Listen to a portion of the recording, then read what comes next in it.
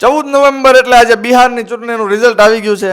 NDA પોતાનો ભવ્ય વિજય છે તે નોંધાવી દીધો હોય એવું આપણે જોઈ રહ્યા છીએ.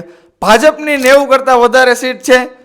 ક્યાંક ને ક્યાંક જે ખાતામાં 10-10 હજાર રૂપિયા નાખવામાં આવ્યા તે આ રિઝલ્ટમાં જોવા મળી રહ્યા હોય એવા પણ ઘણા બધા મેમ્સ વાયરલ થઈ રહ્યા છે.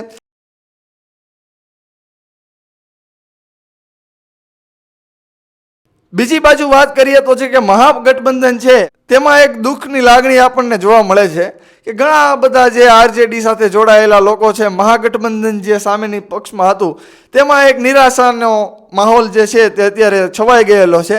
ત્યારે મને એવું લાગે છે કે આજે સોશિયલ મીડિયા ઇન્ફ્લુએન્સર અને સોશિયલ મીડિયાના લીધે ખરેખરમાં તો જે મહાગઠબંધન છે એમને પણ ક્યાંક વિચાર આવ્યો હશે કે હકીકતમાં રાહુલ ગાંધીને લેવાથી હારનો સામનો કરવો પડ્યો હશે અને હરેક વાર સોનિયા ગાંધી પોતાના દીકરાને લોન્ચ કરે भाइयों और बहनों, मैं आपको अपना बेटा सौंप रही हूँ કે હું મારા દીકરાને સોંપું છું અને એમના દીકરા મહાશય જે પાર્ટીમાં ગઠબંધન કરે એ પાર્ટીનો બેડો પાર કરે, બેડો ઉઠાડી જ દેવાની વાત હોય.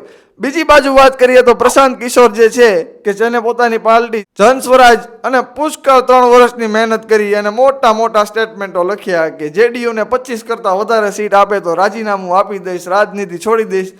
આજના રિઝલ્ટમાં જેડીયુને 80 કરતાં પણ વધારે સીટ આવી છે. ત્યારે એ પણ જોવાનું રહ્યું કે જે પ્રશાંત કિશોરે જે પોતાની કમિટમેન્ટ અને વાયદાઓ કરેલા છે, જે પોતાની ભવિષ્યવાણી કરી અને ત્યારે કહ્યું હતું કે રાજનીતિ છોડી દેશે, આમ કરી નાખશે, તેમ કરી નાખશે, તો શું ખરેખરમાં તે રાજનીતિ છોડી દેશે? હવે આ બધી વાતો તો મિત્રો આપણે જાણીએ છીએ કે રાજકીય રોટલા શેકવા માટે લોકો પોતાની વાહવાહી મેળવવા માટે આવા બધા કમિટમેન્ટ કરી દેતા હોય છે. ત્યારબાદ શું થાય છે આપણને ખબર જ છે, પણ ખરેખરમાં શું થાય એ આગળ આપણે જોતા રહીશું. આવા ને આવા નવા વિડીયો જોવા માટે અમારી સાથે બન્યા રહેજો માત્ર ને માત્ર ધ વાવડ પર.